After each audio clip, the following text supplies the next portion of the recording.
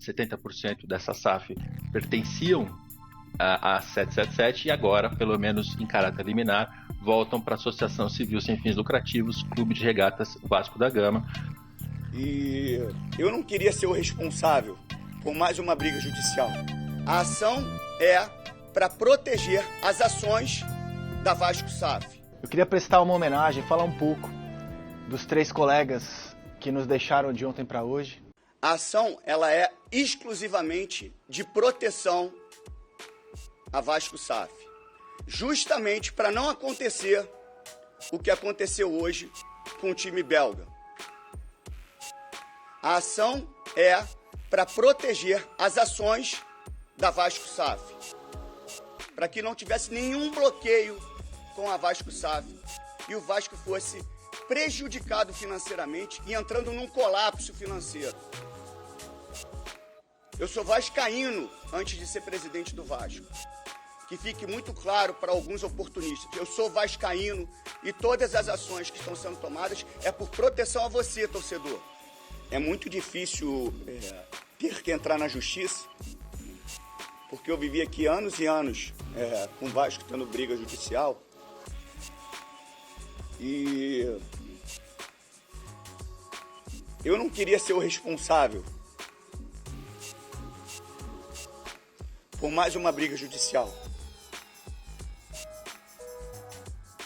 Nunca foi a minha intenção. Por isso que mesmo antes de sair a questão que saiu nos Estados Unidos, que a gente já tinha todo o conteúdo, um direito muito forte para entrar, eu sustentei isso até o último minuto. E a decisão que eu tive que tomar numa semana de Vasco e Flamengo, ela me matou.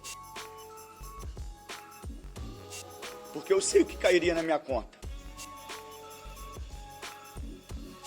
Mas se o que eu prego eu não cumprir no dia a dia, eu estava sendo injusto e mentiroso com o torcedor vascaíno.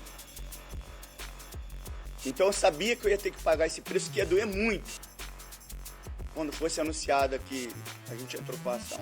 E as pessoas iam julgar sem saber o porquê. Uma decisão tomada agora à noite, na 4ª Vara Empresarial do Rio de Janeiro, pelo juiz, vou até puxar aqui o nome para não falar errado, Paulo Assede Estefan, tomou uma decisão que ainda é em caráter liminar, mas ele tirou o Vasco SAF, o futebol, do comando da 777 Partners, que comprou o Vasco anos atrás. 70% dessa SAF pertenciam a 777 e agora, pelo menos em caráter liminar, voltam para a Associação Civil Sem Fins Lucrativos, Clube de Regatas Vasco da Gama, decidido pelo Pedrinho, pelo grupo político do Pedrinho.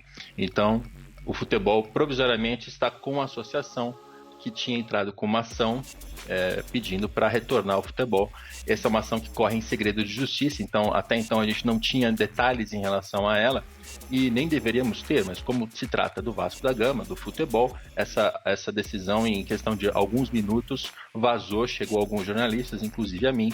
Tenho aqui a cópia dela, não vou ler ela inteira para não deixar, não fazer os nossos espectadores dormirem, mas o que tem de mais importante aqui é, por um lado, a associação ela admite que a 777 não estava devendo nada em relação às suas obrigações contratuais, mas ela acusa a 777 de não fazer uma boa gestão, de não ter um bom futebol e de estar sofrendo problemas no exterior.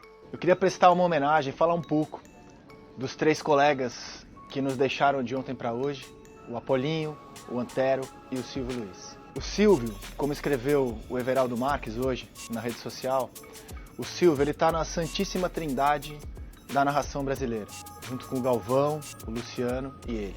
O Apolinho, a quem eu levei para o Redação em 2016, eu acho que ele deixa um legado muito importante, porque o Apolinho, apaixonado pelo Flamengo, e foi embora durante o jogo do Flamengo, né? Ele cunhou a expressão chocolate. Enquanto o Flamengo dava um chocolate, o Apolinho foi embora. Aos 25 minutos do segundo tempo, a Rádio Tupi anunciou o adeus do Apolinho. Eu acho que ele deixa um legado muito importante sobre o clubismo. E do Antero, que eu acho que é um cidadão que até o fim da vida lutou por um país melhor, por um país democrático, tolerante, com mais solidariedade entre as pessoas. O Antero é muito marcado pela irreverência, pelo bom humor, mas eu acho que uma lição que ele deixa é que você pode ser tudo isso e ser extremamente crítico ao mesmo tempo, que uma coisa não exclui a outra. Porque se o Antero nos divertia à noite na bancada com o Amigão, aliás, um salve para os amigos da ESPN, ele nunca deixou de ser crítico quando tinha que ser. O jornalismo esportivo está triste hoje, está de luto, não poderia ser diferente. Quero deixar aqui um abraço para os fãs, para os amigos e, acima de tudo, Apolinho, Silvio e Antero, muito obrigado.